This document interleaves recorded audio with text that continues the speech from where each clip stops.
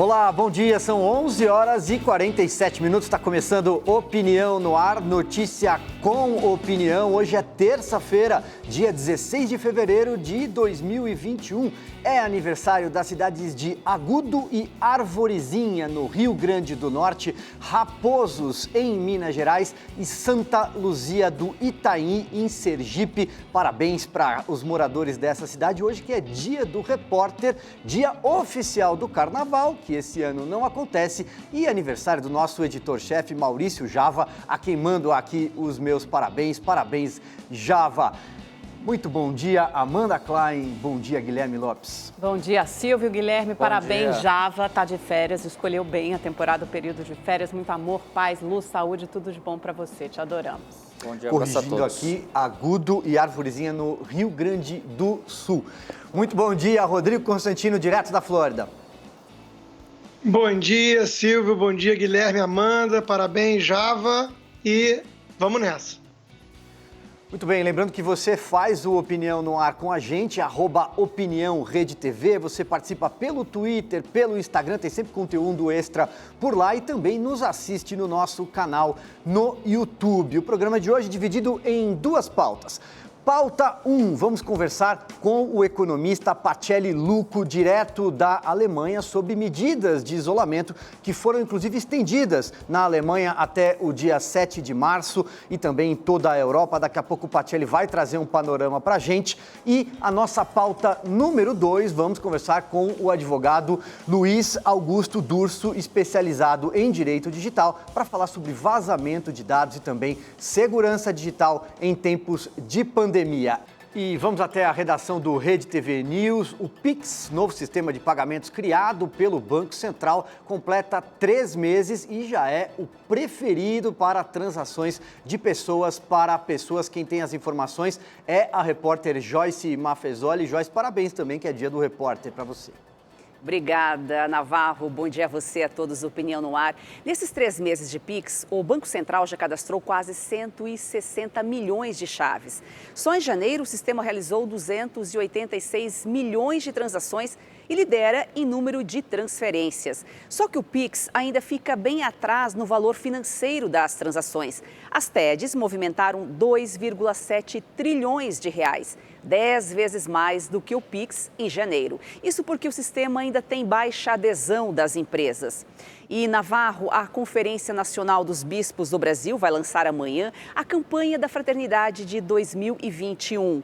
O tema este ano vai ser Fraternidade e Diálogo, Compromisso de Amor, que tem a intenção de debater as várias formas de violência do mundo atual. Para fechar, uma notícia triste. Morreu o músico Isael Caldeira, integrante do tradicional grupo paulista Demônios da Garoa. Ele tinha 79 anos e estava internado desde o início do mês por causa da Covid-19. É isso, Navarro. Mais informações no nosso portal, redetv.com.br e no Rede TV News, às 7h30 da noite. Um bom dia a todos. De volta com Opinião no Ar, vamos então à nossa pauta número 1, fazer contato com a Alemanha, onde está o economista Pacelli Lucco. Pacelli, bom dia, muito obrigado por participar mais uma vez do programa. Bom dia, muitíssimo obrigado também. Parabéns a todos aí pelo Dia do Repórter, né? Aqui, boa tarde já, quase 4 da tarde. É aquele bom dia, quase boa tarde, como diz o nosso Lacombe, que na quinta-feira estará de volta aqui comandando a bancada do Opinião no Ar. Pacelli, uma primeira pergunta, evidentemente, qual é o cenário na Europa nesse momento, especialmente na Alemanha.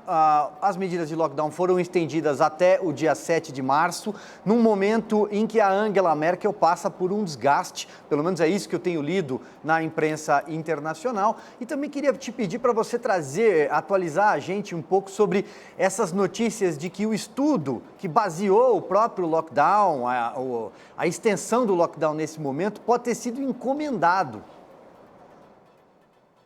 Exato, né? Aqui a gente tem, de fato, uma queda da quantidade de contágio, a gente tem começa a ter uma queda realmente da quantidade de morte. O lockdown, apesar disso, ele foi estendido para o dia 7 de março, como você falou, e não é que aparentemente os documentos eles foram encomendados, eles foram de fato encomendados, né? O Ministério do Interior daqui da Alemanha, chefiado por um membro do partido, irmão do partido de Angela Merkel, Horst Seehofer, você conseguiu pegar uns documentos que mostram que esse ministério ele pressionou os cientistas, e assim, não poucos cientistas de várias universidades, de vários institutos de pesquisa, para poder dar o resultado que ele queria. E as palavras usadas no documento que vazou é que nós queremos que vocês entreguem esse resultado para que a gente possa justificar medidas repressivas contra a população, para que a população tenha um sentimento de não poder fazer nada, de impotência, para que a gente consiga justificar esse ataque aos direitos fundamentais aqui na Alemanha.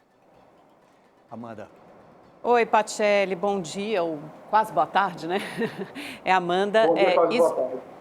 É uma denúncia, é uma investigação, os e-mails que foram apresentados, essa troca de e-mails, eu acho que de fato é muito grave, né? Qualquer coisa que jogue uma sombra de dúvida sobre os métodos adotados para fazer o lockdown, sem dúvida é grave. Agora, a minha questão é o seguinte, isso aconteceu em março do ano passado, né, Pacelli? Eu queria que você explicasse um pouco mais o cronograma. De fato, um lockdown mais rígido na Alemanha foi adotado, acho que março, abril, maio, algo assim.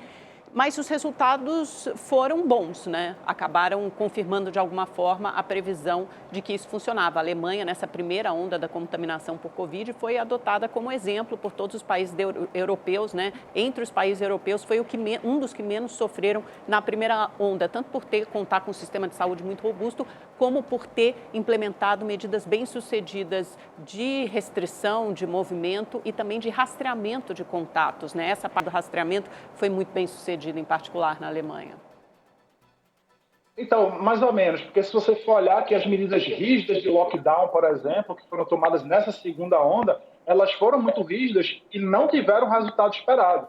Você começa a ter um resultado agora realmente positivo, mas não necessariamente tem a ver com lockdown, tá? A gente tem que tomar cuidado, porque você pode atribuir essa queda, por exemplo, a qualquer outra coisa, porque vários outros países que não adotaram a medida de lockdown tiveram quedas em termos percentuais aqui na Europa e no mundo todo, muito parecido com a queda que houve aqui na Alemanha.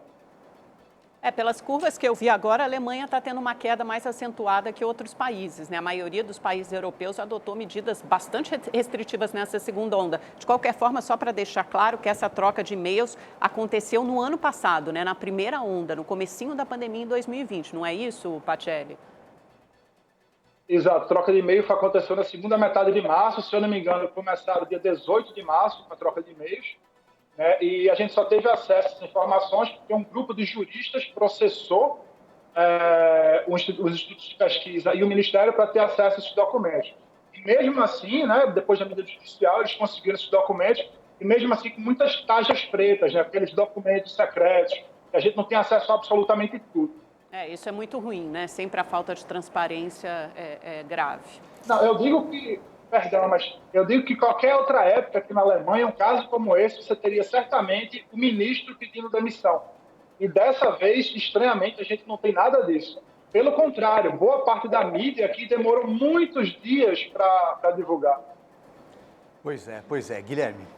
Pacelli, boa tarde para você aí. Eu queria entender algo que se disse muito recentemente, né? Que a segunda onda que a Alemanha está enfrentando, seria bem pior e mais longa que a primeira. E, de fato, como a Amanda citou, a Alemanha, no começo, ela foi usada de exemplo para muitos países, com medidas que até então estavam dando certo.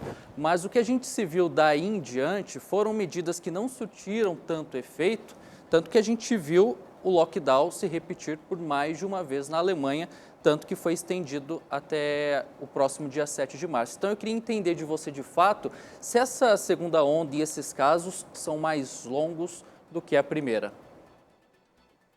Olha só, as informações que eu tenho é que boa parte das pessoas que morreram do Covid, as pessoas que realmente, né, perderam a vida e sofreram o máximo, são pessoas que estão numa faixa etária acima de 70 anos, tá? Então, cerca de 89% das pessoas que morreram de Covid ou com Covid aqui na Alemanha, elas têm mais de 70 anos de idade, 89%, quase 90%. E boa parte dessas pessoas, elas já não fazem mais o uso do convívio social que a gente diz.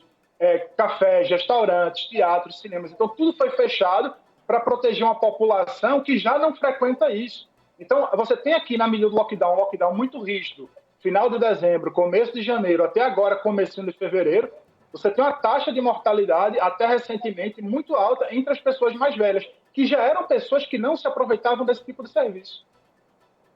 Então, a crítica que se fez muito aqui ao governo foi exatamente essa, que o governo focou muita energia, muito recurso em travar tudo no país, ao invés de se focar em proteger principalmente os asilos. E você tem vários casos aqui de asilos que foram muito bem sucedidos. Tem um aqui perto da minha casa que não teve nenhum caso de Covid, absolutamente nenhum caso de Covid. E é um dos poucos asilos na Alemanha que tiveram esse sucesso, porque se focou nisso.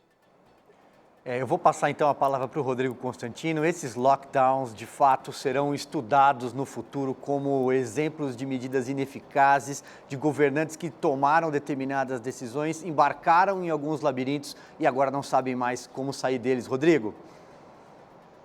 Pois é, boa tarde aí, Patielli. Eu quero pegar um gancho exatamente nisso que o Silvio falou até na abertura, né? Em relação a Angela Merkel. No Brasil, a depender da mídia brasileira, ela é tratada como uma grande estadista que teve ótimos resultados, ela tem um background na ciência e isso é muito usado na narrativa para se contrapor ao Bolsonaro, que seria um obscurantista, negacionista, com péssimos resultados, sendo que o próprio Supremo colocou a gestão da pandemia nas mãos dos governadores e prefeitos. Mas você abre a imprensa alemã, eu estou aqui com a Der Spiegel na minha frente, por exemplo, a chamada hoje é que a Merkel perdeu o seu caminho e sua paciência, né? seu temper, né? O temperamento, o humor dela vem sendo cada vez mais abalado nessa pandemia, porque ela está em confronto direto com governadores e com a própria população, que não daria mais tanto respaldo a ela. Como é que está isso aí? Ela realmente vem perdendo esse tipo de credibilidade? Ela vem perdendo. Se você começar a observar os gráficos das últimas semanas, você tem aí, acho que já em meados, final de janeiro, você tem uma inversão aqui na Alemanha. Né? Você tem mais pessoas insatisfeitas com as medidas de combate ao corona do governo da Angela Merkel do que pessoas satisfeitas. Durante toda a pandemia, ela estava bem aprovada e agora inverteu. Outra coisa que a gente nota é uma resistência muito grande à palavra de Merkel. Você tem um cara chamado Armin Laschet, que é o governador do estado de Nordrhein-Westfalen, que foi eleito o presidente do partido de Merkel, com apoio de Merkel, o cara que é tido como o sucessor dela dentro do partido, ele mesmo abandonando o barco, dizendo que a gente não pode mais ter a nossa vida sendo governada pela taxa de contágio aqui na Alemanha. Então, ele está abandonando o barco, tem várias pessoas, vários deputados federais aqui do partido SPD, que é o Partido Social Democrata, centro-esquerda, que governa junto com a Angela Merkel, todos eles estão abandonando o barco e prestando resistência a ela. Inclusive do mundo jurídico, tá? Uma crítica que eu tinha feito, inclusive, da outra vez aqui, uma crítica de um cara que tinha sido membro do STF daqui da Alemanha, mais ou menos, é de que o judiciário está demorando a agir, mas agora o judiciário também está começando a agir. O problema é que, como em qualquer lugar do mundo, o judiciário está sobrecarregado e a resposta do judiciário costuma ser muito lenta. Amanda, Guilherme, mais perguntas? Eu queria saber como é que está a vacinação aí, Patielli, porque agora tem essa perspectiva, a gente vê realmente que a curva melhorou, tanto de internações quanto de casos, né? Eu olhei essas duas curvas da Alemanha, está bem mais baixa do que outros países europeus, como Portugal e Espanha, que estão, enfim, tem curvas subindo muito rapidamente de novo. Como é que está o ritmo da vacinação aí? Porque, sem dúvida, é esse o caminho para chegar à imunidade de rebanho e voltar à dita normalidade, né? Todo mundo quer isso. Deixa eu ampliar a pergunta da Amanda, Patielli. Quais as vacinas que estão sendo aplicadas aí no país? Bom, primeiro, a Moderna, a da BioNTech, Pfizer, essas são as principais. A AstraZeneca também, essas são as principais que estão sendo adotadas aqui até agora. A outra parte, como é que está a vacinação aqui, né? Olha só, a vacinação aqui tá, também é outra coisa que está caindo muito mal para a Merkel, porque a vacinação aqui está se dando de uma maneira muito, muito, muito lenta. Para vocês terem uma ideia, em termos absolutos, o Brasil já vacina mais do que a Alemanha. O Brasil já ultrapassou a Alemanha. Claro que a população do Brasil é realmente muito maior, mas a Alemanha é um país rico, com infraestrutura muito maior, né, tem tudo a favor e mesmo assim está vacinando muito lentamente. E não é porque as pessoas não estão querendo tomar vacina. Esse problema é tido como já resolvido. Os alemães cada vez mais estão propensos a tomar a vacina. A questão é que está tudo realmente muito lento. Outra coisa, outra crítica que se faz muito à Merkel é que no ano passado ainda, ela pressionou o próprio ministro da Saúde, Jens Spahn, a delegar os poderes dele para comprar essas vacinas à União Europeia. Por mais que todos os relatórios aqui da Alemanha mostrassem que a União Europeia poderia sim comprar essas vacinas, mas não teria a agilidade que os países individualmente conseguiriam. Então, foi uma forma de Merkel pressionar o próprio ministro da Saúde para mostrar para a Alemanha um grande gesto da União Europeia. Ô, Patielli, é justamente isso que eu ia perguntar para você. Então, a Alemanha ela acabou delegando essa função à União Europeia, imprimiu um grande esforço no lockdown, nas medidas de restrição e acabou esquecendo o que seria o mais importante para a retomada da economia, que seria a vacinação? Sim, outra coisa, o próprio presidente, o CEO da BioNTech, que é uma empresa alemã, que foi ela que produziu de fato a vacina junto com a Pfizer, ele falando que nas primeiras negociações que ele teve com o governo alemão, mas principalmente com a União Europeia, ele teve a impressão de que a União Europeia não estava levando o assunto muito a sério, não. Estava achando que era brincadeira. Então, ele tá bom. Então, acabou que essas empresas venderam mais para países como a Inglaterra, que está vacinando mais rápido, para os Estados Unidos, do que para a Alemanha e para o resto da União Europeia, né? Muito bem, quero então agradecer mais uma vez aí ao Patielli Lucco, economista que mora na Alemanha, sempre colaborando conosco, trazendo informações sobre a situação da Covid-19 na Europa. Patielli, muito obrigado. Muito obrigado, parabéns aí, Dia do Repórter. Boa tarde a todos. E na sequência nós vamos para a nossa pauta número 2. Vamos conversar com o advogado Luiz Durso, que é especialista em direito digital. Vamos conversar aqui sobre vazamento de dados e sobre segurança digital, evidentemente em tempos de pandemia. É daqui a pouquinho, antes tem um recado do Lacombe para você. Já imaginou ter a chance de ganhar R$4 milhões em prêmios? Esse é o valor que a Rede TV já distribuiu em prêmios com o Rede TV Plus. E a novidade é que as chances de ganhar continuam. É o novo Festival de Prêmios Sorte Agora do Rede TV Plus. E se você, por algum motivo, parou de assinar, tá na hora de voltar, porque os prêmios do Sorte Agora estão incríveis. Todos os dias tem sorteio na nossa programação. Você pode levar aquela Smart TV de última geração em que você está de olho, notebooks e até iPhone 12, o grande lançamento do iPhone. Mas se o seu negócio é carrão, toda semana tem sorteio de um Kwid zerinho. E no fim da promoção, aquela tão sonhada Mercedes. Eu tenho certeza de que agora ela vai para você. E atenção, quanto mais tempo você continuar assinando, mais chances tem de ganhar.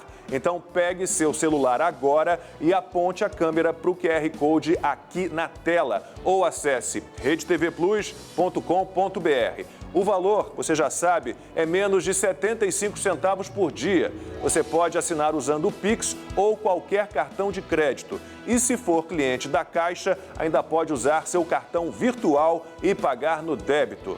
A hora da sua sorte é agora. De volta com Opinião no Ar, 12h15 agora, e a gente recebe aqui na bancada o Dr. Durso, Luiz Augusto Durso, especialista em direito digital, que mais uma vez está aqui conosco. Eu agradeço a gentileza. No meio desse carnaval, que não é bem carnaval, obrigado por estar aqui com a gente. Obrigado, Silvio, Amanda, Guilherme, Constantino, e um abraço para o Lacombe e a todos os repórteres pelo dia tão especial, que é um dia em homenagem a todos eles que fazem um trabalho tão importante. Então, é isso aí. Bom, e a gente então vai tratar de segurança digital, um assunto que atinge a vida de todos nós, você que está nos acompanhando aí pelas plataformas digitais, também pela Rede TV, nosso canal.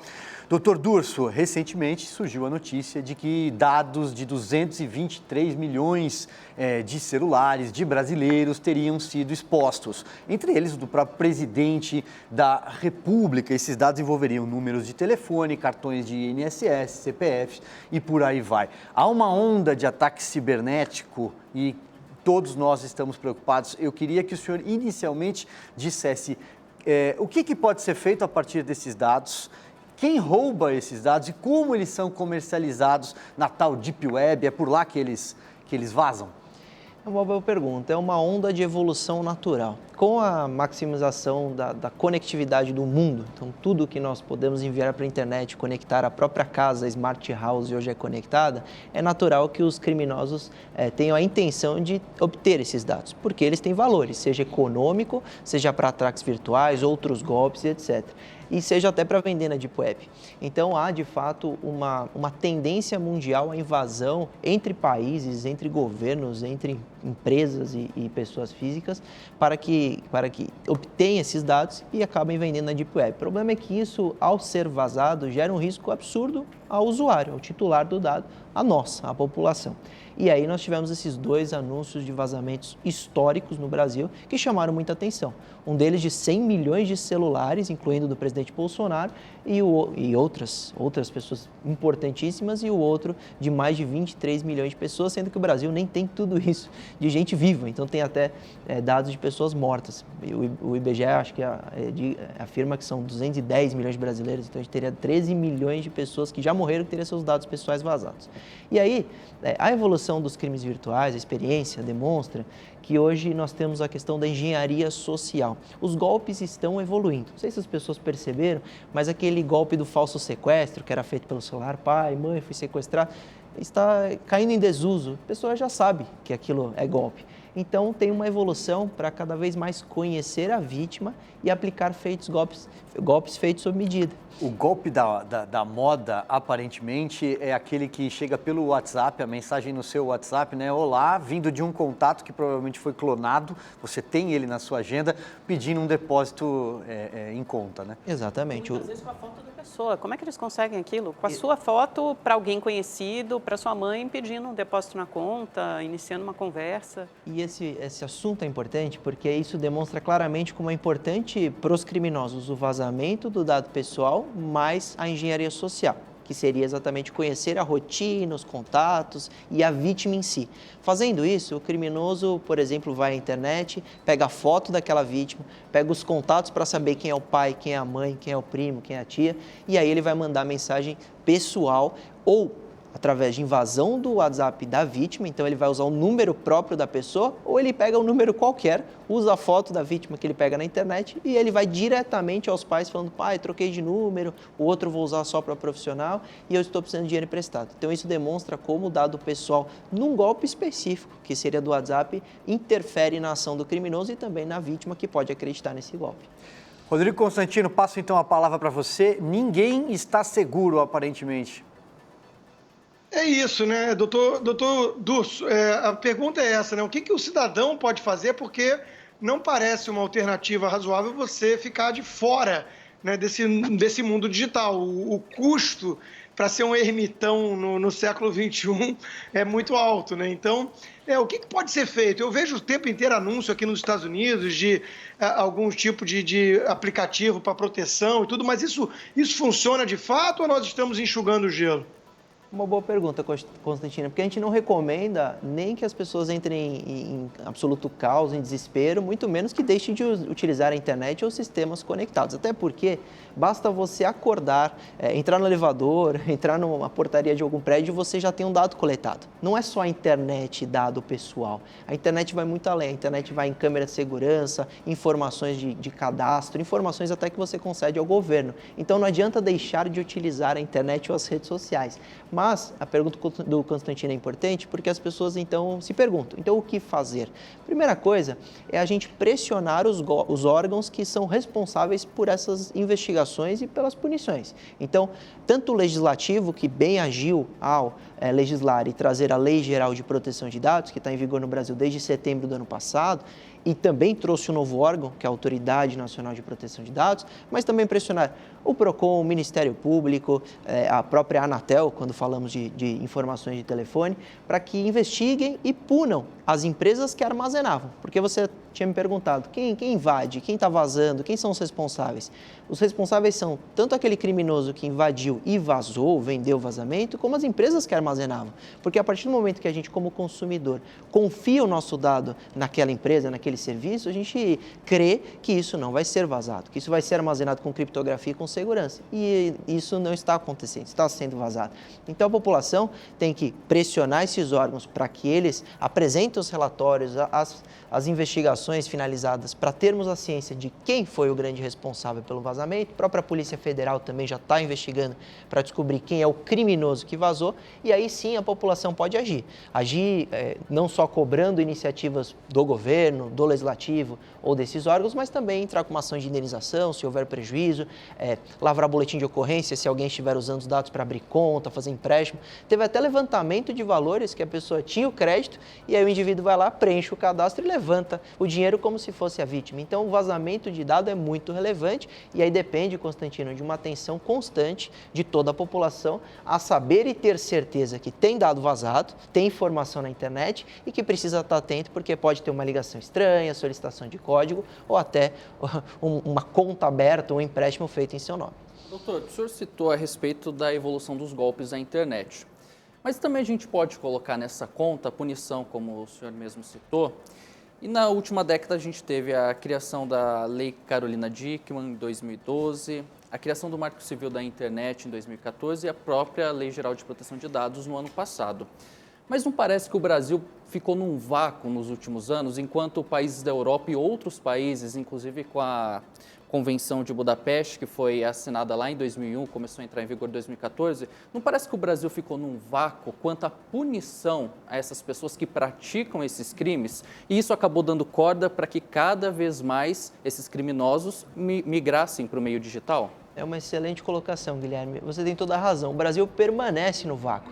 Você citou a Lei Carolina Dickmann, ela incluiu no Código Penal o artigo 154A, que é exatamente a invasão de dispositivo informático. Quem invade computador, quem invade sistema, está sujeito a uma lei de detenção de 3 meses a 1 ano. Você falou em punição. Essa é a punição para os grandes invasores, criminosos que podem invadir o TSE, como fizeram na época das eleições, e vão estar sujeitos a uma pena ridícula, irrisória, que não leva ninguém a lugar nenhum. Primeiro, que você nunca vai ser preso. Segundo, que isso não gera um efeito pedagógico, muito menos punitivo, em relação ao indivíduo ter medo que a sua conduta criminosa vai ter uma reação adequada ou proporcional. Porque você imagina que uma invasão de um sistema que pode tirar do ar, atrapalhar uma eleição, que foi gravíssima, vai ter uma punição de 3 meses a 1 ano.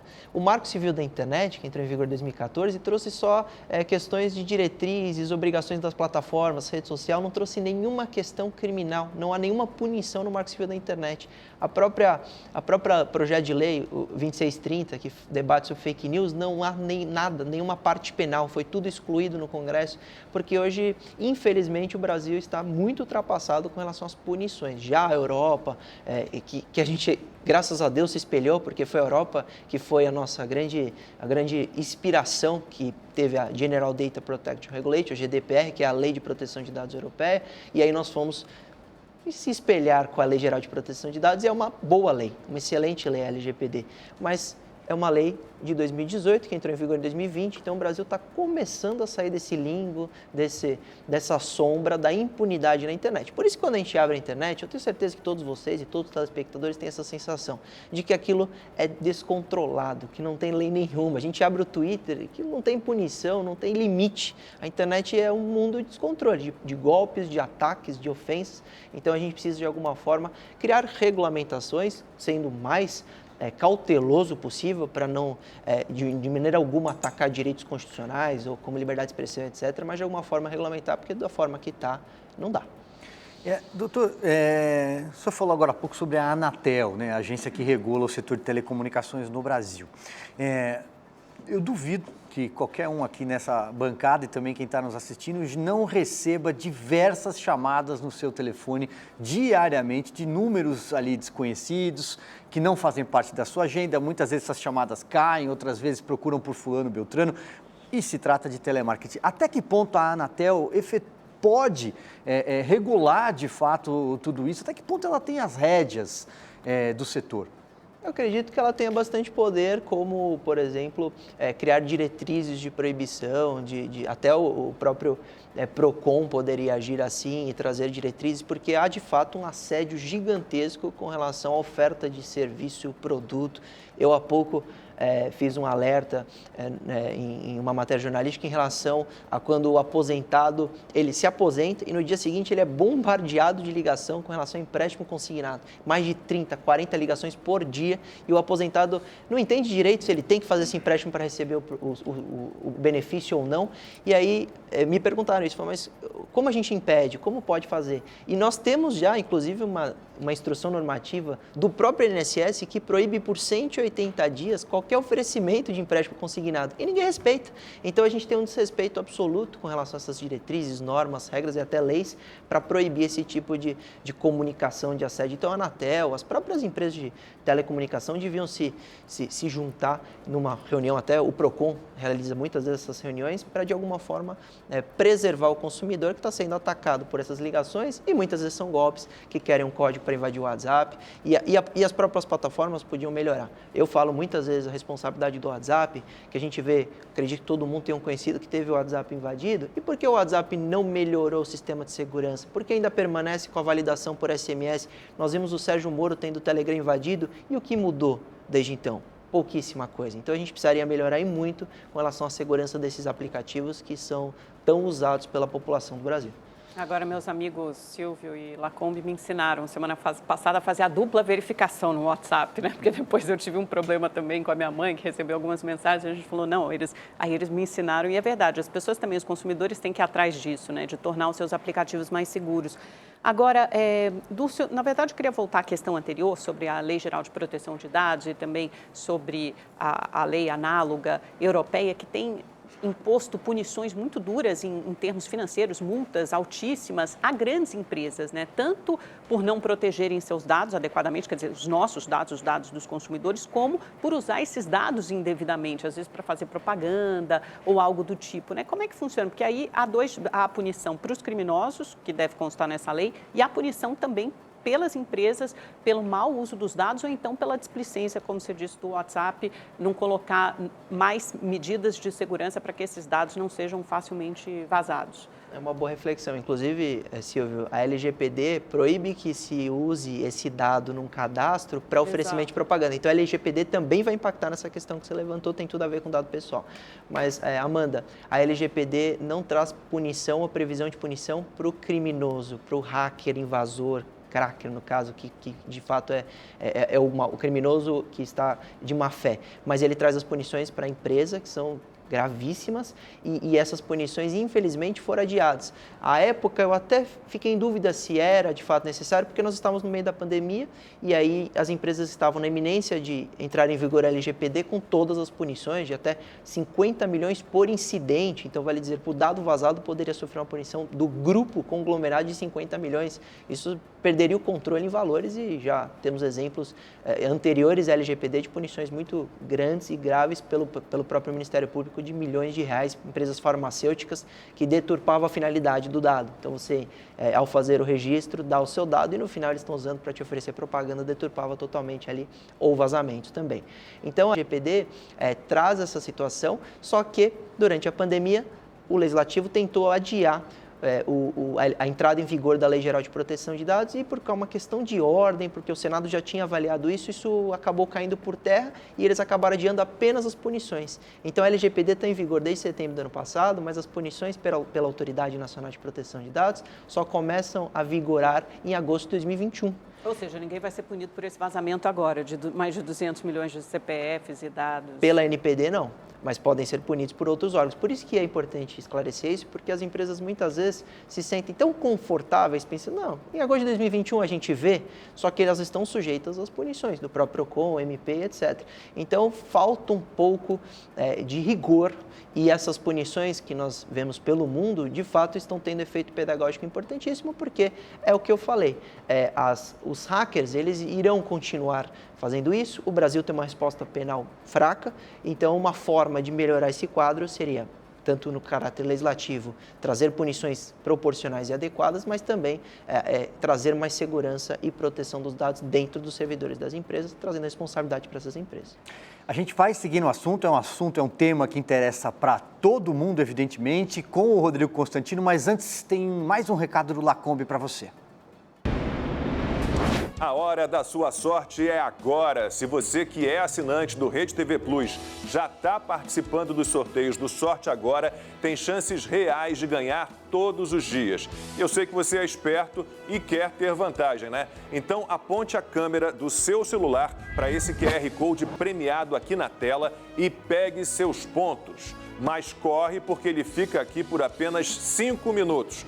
Quanto mais pontos você acumula, mais chances tem de ganhar. É o Festival de Prêmios Sorte Agora.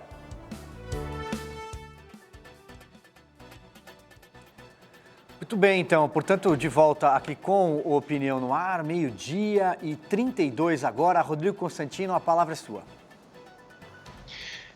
Doutor, o senhor mencionou aí a questão do Twitter, das redes sociais parecerem terra sem lei, né?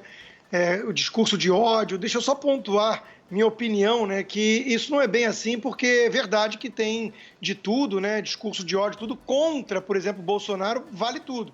Mas eu quero lembrar que o ex-presidente Trump foi banido do Twitter, enquanto o ditador socialista Nicolás Maduro continua. Então, há um viés, né? Um duplo padrão, não é tão anárquico assim ou sem controle assim. Sobre a sensação de impunidade, eu queria perguntar exatamente isso, né? Qual a sua opinião, doutor, em relação a uma postura como a do Supremo Tribunal Federal Brasileiro, por exemplo, que permite o uso de mensagens roubadas, né?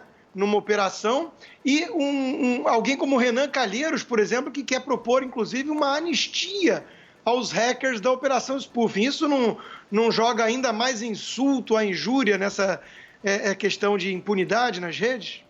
Uma boa pergunta. O Constantino bem lembrou, eu falei da questão do descontrole, e eu falo no sentido de descontrole com relação à falta de punição, porque as plataformas, elas tentam controlar, não é de fato um descontrole absoluto, mas esse controle, ele é muito relativo, subjetivo, e eu até falei sobre o caso Trump num recente artigo que eu escrevi sobre o absurdo poder das redes sociais em razão da coleta de dados. Por quê?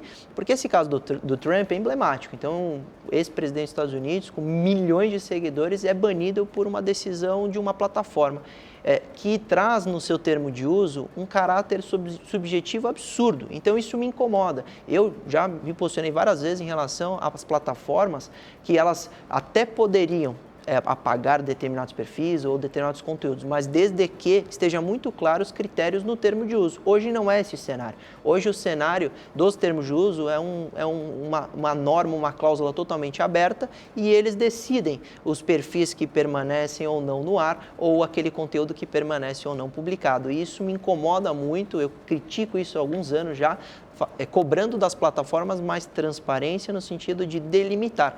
Sabe aquela história, nós do direito, a gente gosta muito de aplicar a lei, aplicar a regra. O que está combinado é o que funciona. Então, a falta do específico, a falta de ter, de fato, uma cláusula que determine e estipule em comum acordo, quando damos o aceite na plataforma, sabendo o que pode e o que não pode, seria muito melhor. Até porque, se tiver cláusulas abusivas, nós poderíamos discutir e debater sobre eventual cláusula específica. Então, falar, poxa, se eles determinam que poderiam apagar nesse conteúdo ou este conteúdo, isso não está certo, vamos debater no judiciário, etc. Mas vamos debater as cláusulas e não os casos específicos, porque da forma que está, a plataforma decide, utilizando-se de uma análise totalmente subjetiva, que ninguém sabe por quê. E aí, isso é interessante, Constantino, porque não é só na política.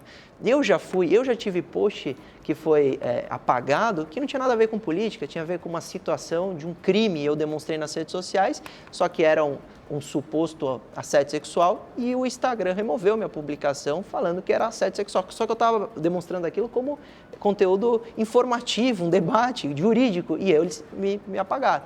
Removeram esse post. E eu não tive como contestar, não tive nem como pedir uma análise. Então, essa falta de lealdade até com o usuário me incomoda muito, e é culpa do termo de uso. Então, de fato, esse caso Trump é complicado. Com relação à questão da invasão do Telegram do Sérgio Moro, etc., essas mensagens, eu, como criminalista, vejo que tem duas correntes, e ainda estou estudando esse tema. Por quê? Nós temos a corrente de que, como a origem da prova é ilícita, tudo ser ilícito, não poderia utilizar esta prova em eventual processo. No outro lado, nós temos a questão de que, para comprovar a inocência de alguém acusado injustamente, mesmo a prova tendo origem ilícita, poderia se utilizar. Esse tema ainda me debruço, porque não é um tema que você consegue formular a sua opinião ou decisão, sendo, claro, técnica e não opinativa, de um dia para o outro. Então, desde quando houve a invasão do celular do Telegram do Moro, eu analiso primeiro a origem da invasão e depois como isso seria utilizado em eventual processo, em eventual nulidade ou não, para de fato defender uma corrente que poderiam não ser utilizadas essas conversas. Então, Constantino, eu ainda não tenho a resposta específica sobre isso para você. A impressão que fica dessa mão cada vez mais pesada das Big Techs nesse momento e de forma inédita, né? Diga, Guilherme. Eu queria entender nessa questão da punição, porque a gente pega uma empresa privada sediada nos Estados Unidos, né, que controla aí os comentários dentro de uma rede social. Quem que vai fiscalizá-la e vai puni-la também por ter tomado uma decisão, feito uma análise ali subjetiva a partir dos preceitos que ela entende como certo ou errado?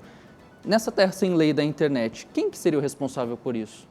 Uma boa pergunta, porque se nós formos ver a evolução do contato com essas redes sociais, até pelo judiciário, então desde quando nós começamos a atuar em direito digital, muitas vezes as Big Techs, elas se eximiram da responsabilidade. Então, desde os primórdios do direito digital, quando a gente pedia para oficiar uma plataforma, para mandar o número de IP de um perfil que cometeu crime, etc., muitas vezes as plataformas respondiam: não temos sede no Brasil, não vamos responder esse ofício. E aí tivemos que obrigar a plataforma a trazer o número de IP, obrigar a plataforma a ter uma sede no Brasil, e isso foi uma evolução de cobrança, literalmente, porque muitas vezes as plataformas não queriam contribuir para investigações no país, no nosso país. Agora, nós temos essa situação do que pode ou não ser apagado. Por enquanto, não há ninguém que fiscaliza isso e poderia, de alguma forma, puni-los ou não pela uma parcialidade ou por uma decisão individual ali de censurar um conteúdo. Tudo tem que ser levado para o judiciário, para aí sim o juiz ter o poder de decidir sobre o tema, e aí ele pode determinar que o conteúdo retorne à plataforma e eventualmente uma indenização pela remoção, mas tudo tem que ser judicializado. Mas a gente sabe que tudo que é judicializado acaba sendo mais moroso, acaba tendo... O país já está transbordando de processo. O judiciário ele está lotado, então a gente não tem que levar para o judiciário decidir tudo isso. Não é sempre um juiz que tem que decidir se um post permanece ou não no ar, se um perfil permanece ou não. Então, essa situação a gente precisa regulamentar de alguma forma, às vezes até com uma agência de autorregulamentação que não existe ainda. Então, isso hoje, isso tenta ser debatido no projeto de lei contra as fake news, mas também acaba sendo um tema tão polêmico hoje e bem politizado que não vai para frente. Então, por enquanto... A gente não consegue punir quem comete o crime, né? Quem tira milhões de dados de dentro de uma empresa e acaba vendendo isso, né, na Deep Web. Como que a gente vai conseguir punir uma empresa que fez lá a retirada de um post de uma determinada plataforma, né? Fica complicado. Nós até conseguiríamos punir esse indivíduo que invadiu o servidor e vazou os dados, desde que localize ele, que também não é fácil, desde que ele cometa algum crime durante essa invasão, que seria invasão de dispositivo, e aí sim com penas baixíssimas. Então, esse é um cenário ruim. O outro cenário seria a responsabilidade das plataformas por essa autonomia de excluir ou não conteúdo sem determinar no termo de uso quais seriam os critérios. E aí precisa judicializar. Então, por enquanto, esse é o cenário e por isso que a internet está como está.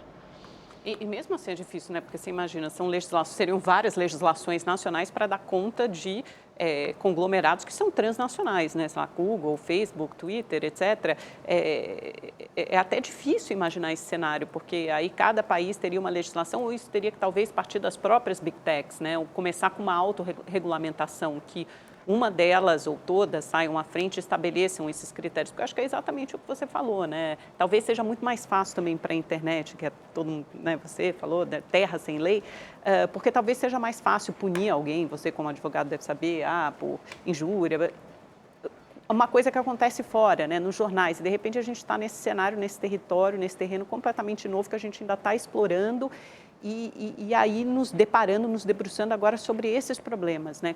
A quem reclamar, como reclamar? É uma terra sem regulamentação. Não é uma terra absolutamente sem lei, porque há as punições, então, mas tem uma sensação muito grande de ser sem lei e dessa impunidade. E aí, Amanda... E de que lá você pode dizer qualquer coisa, né? E fica a dúvida assim, o que fazer? Então, você falou, não, então vamos regulamentar, ok. E aí fica, por exemplo, alguns mais rigorosos, não, a plataforma não pode interferir nunca em nenhum conteúdo publicado em sua rede. Mas se você proibi-la de remover qualquer conteúdo, você vai estar proibindo, por exemplo, a plataforma de remover um conteúdo que é claramente para induzir crianças ao suicídio, um conteúdo que seja de pedofilia, aquele conteúdo manifestamente legal ainda tem que ser removido. O problema são aqueles conteúdos, por exemplo, do discurso de ódio, que é extremamente subjetivo, ou das fake news, o que é mentira, o que é verdade, o que é opinião, o que não é, o que é desinformação. Tudo isso tem um caráter subjetivo gigantesco. Então, às vezes, trazer da forma mais conservadora possível, nos termos de uso, as regras, para aí sim, quando a plataforma exagerar na punição, remover um perfil de um presidente da República dos Estados Unidos, às vezes aí sim você ter uma reação para que você consiga que a plataforma seja responsabilizada e devolva o perfil se de fato ele não cometeu nenhum ato ilícito manifestamente legal. Doutor Durso, vamos então começar a trazer aqui um pouco das perguntas de quem está fazendo opinião no ar com a gente pelas plataformas digitais, por sinal.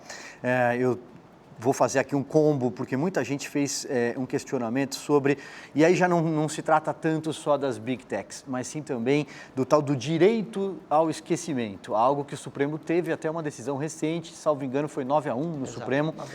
Então eu queria que o senhor explicasse o que é o direito ao esquecimento, quando é que uma pessoa pode ir buscar por via judicial que determinada notícia vinculada a ela, ainda que verídica, seja removida das plataformas digitais, da internet como um todo. O direito ao esquecimento é um tema instigante, porque nós do direito digital, nós estávamos, inclusive, tentando elaborar essas teses em relação ao direito ao esquecimento há alguns anos, porque a internet, ela acaba perpetuando a informação. E é aquele indivíduo que muitas vezes foi condenado ou foi até absolvido, imagina um indivíduo que foi condenado em primeiro grau e absolvido nos tribunais, essa informação poderia ficar na internet para sempre, quase como uma pena perpétua.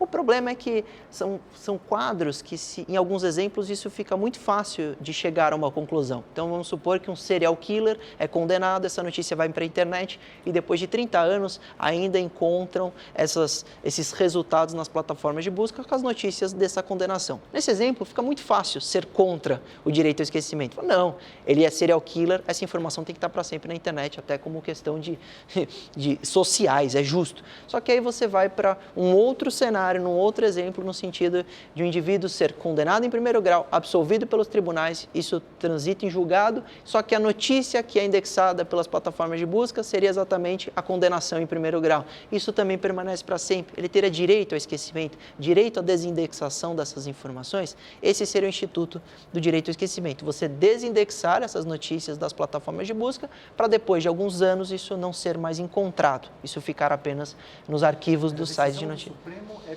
pela inconstitucionalidade, não é isso? Por falta de base legal, eles entenderam que não dá para aplicar o direito ao esquecimento, então hoje a regra é que não se pode apagar nada, desindexar nada, o que foi publicado para sempre estará sendo encontrado na internet.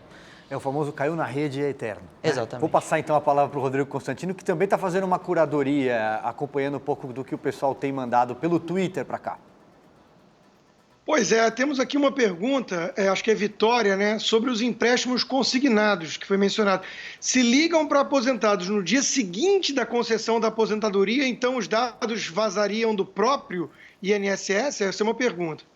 É uma boa pergunta e desconfia-se que sim, porque muitas vezes o aposentado sabe que se aposentou, que teve de fato benefício aprovado, pelas ligações de telemarketing. Ele ainda nem recebeu a informação que de fato foi aposentado e ele já começa a receber o empréstimo, as ofertas de empréstimo consignado. Então desconfia-se que sim. E temos outro aposentado aqui desesperado, né, também. O Maurício colocou aqui que depois que se aposentou, bloqueou mais de 180 números de telefone, né, que ofereceram algum tipo de consignado. Ele se inscreveu no Não Perturbe, né, e não adianta, continua recebendo um monte de ligação. O que pode ser feito sobre isso? Pode ser denunciado no próprio INSS, porque em razão dessa instrução normativa proibindo as ligações por 6 meses a partir da aposentadoria, eles poderiam punir, né, ou excluir essas empresas porque são empresas bancárias que fazem esse empréstimo. Então, pode ser denunciado e pode também ser cadastrado no Não Perturbe, ele já fez. Só que olha, em pouquíssimo tempo, quantos exemplos, só para a gente ver como isso de fato impacta na vida dos aposentados no Brasil. E que é uma para ver como é uma realidade, né? Porque o senhor falou isso no começo do programa e quem está nos acompanhando reagiu imediatamente e disse, não, olha, é um exemplo que acontece todo dia comigo, né? De volta com Opinião no Ar, 12h49. Agora faltam 11 minutos para 13h. A pergunta é do Guilherme Lopes. Durso, o que eu quero entender é o seguinte, a partir do vazamento de dados de dentro de uma empresa, o criminoso ele compra esses dados. Aí ele acaba usando, igual um exemplo que eu vi na semana passada, para abrir a conta em nome de determinada pessoa num banco.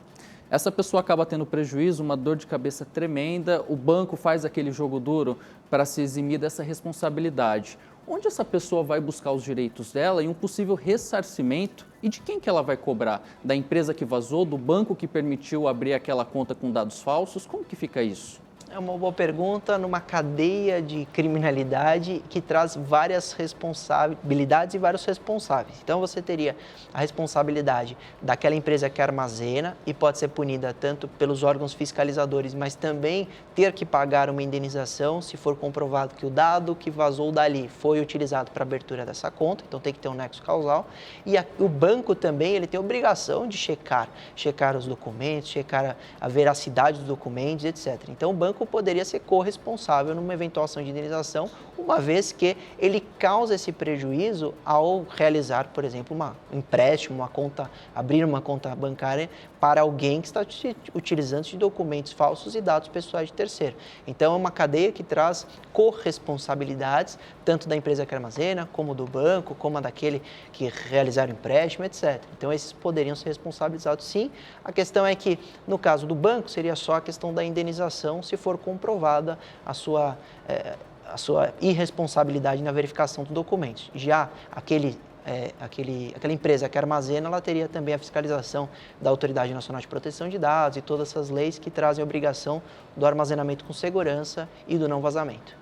Agora, Durso, ainda sobre o episódio do vazamento, né, surgiram informações do tal do site Fui Vazado, entre outros sites em que você poderia checar se de fato seus dados foram expostos. Esses sites são seguros?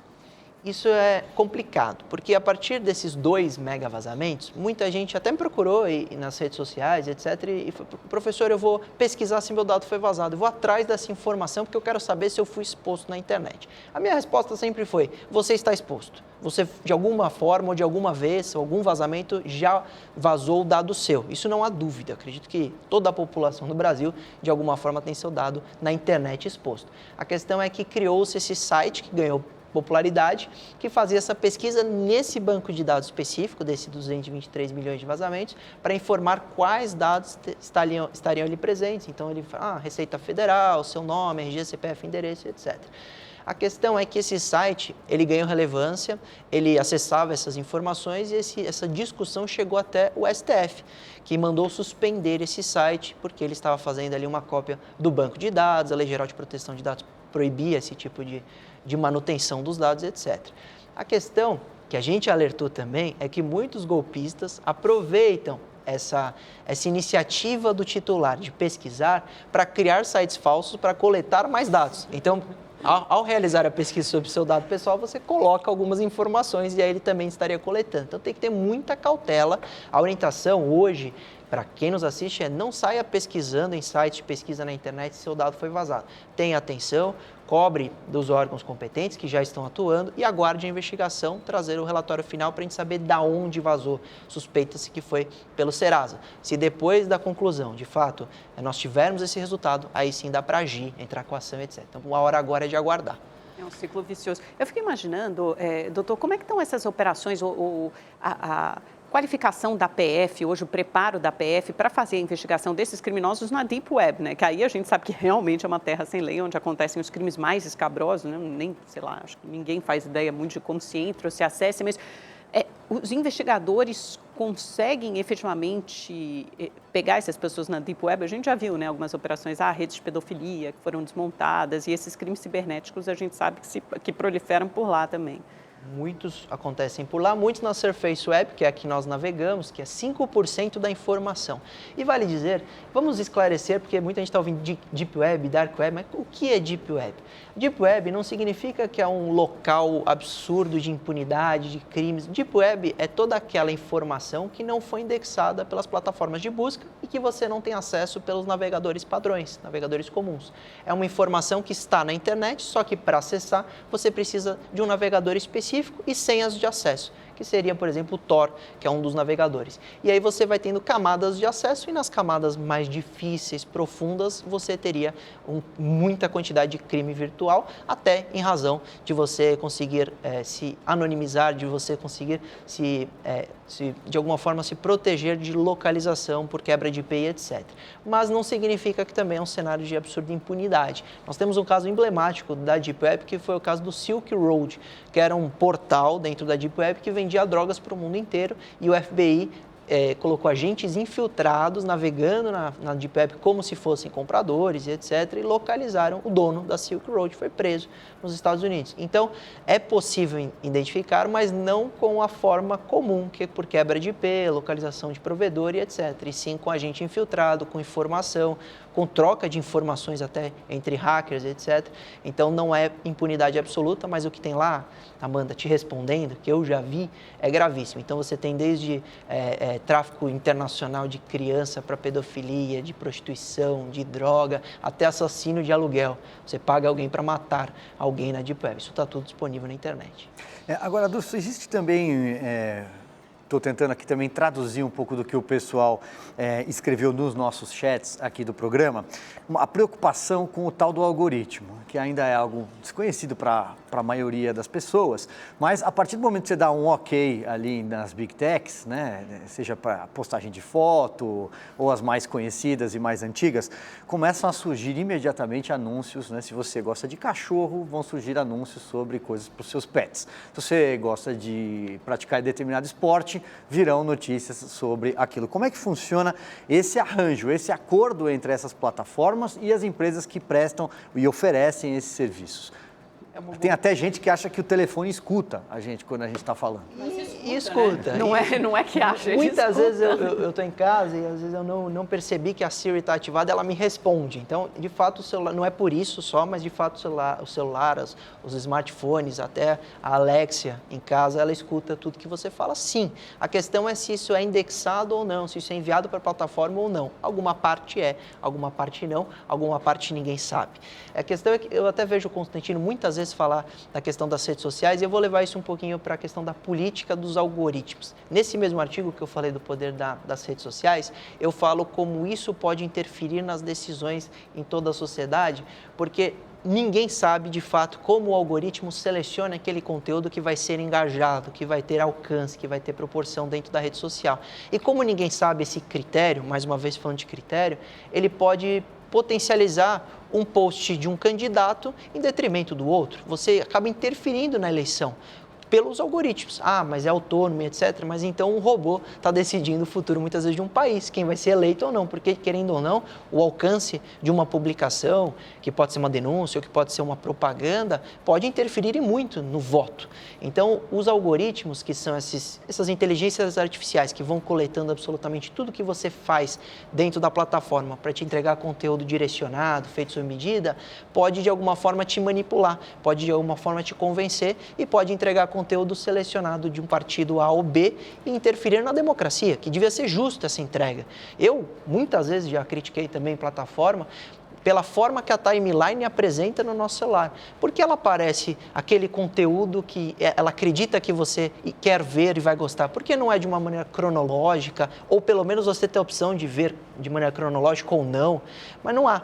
Eles entregam da forma que eles desejam, num caráter, mais uma vez, subjetivo. Então você abre sua timeline e pode ser que ele seja de direita, de esquerda, de centro, ninguém sabe. Vai depender do algoritmo. E quando eles, de fato, querem auditar o algoritmo, as plataformas falam, não, é caixa de Pandora, nem a gente sabe direito como funciona, e isso gera essa sensação absurda de descontrole. Rodrigo Constantino, para a gente já ir se despedindo, você quer fazer um comentário de 30 segundos sobre essa questão algoritmo / eleição? É muito poder na mão das Big Techs, né? Eu acho que tem que ter mais transparência, essa que é a conclusão daquilo que o Dr. Dulce está falando. E eu queria só saber o seguinte, ele falou sobre a Deep Web, mas nas redes, como o Twitter, por exemplo, o sujeito não está protegido no anonimato, né? Tem alguns que pensam que sim, mas se cometer um crime, por exemplo, se te xingar de fascista, pode meter processo que eles podem ser obrigados a abrir, né, o IP. Em 15 segundos, Dulce. A resposta é simples. Não há anonimato na internet porque quebra de IP você identifica qualquer conexão no mundo inteiro. Então não há anonimato. Muito bem, então quero aqui agradecer mais uma vez a presença do Luiz Augusto Durso, advogado especialista em direito digital. Seja sempre bem-vindo. Obrigado, até a próxima. Isso aí, Amanda, Guilherme, Rodrigo Constantino. Amanhã a gente está de volta. Muito obrigado pela sua companhia, muito obrigado pela sua audiência. Lembrando, tem conteúdo extra em todas as nossas plataformas digitais no @opinião Rede TV. Até mais.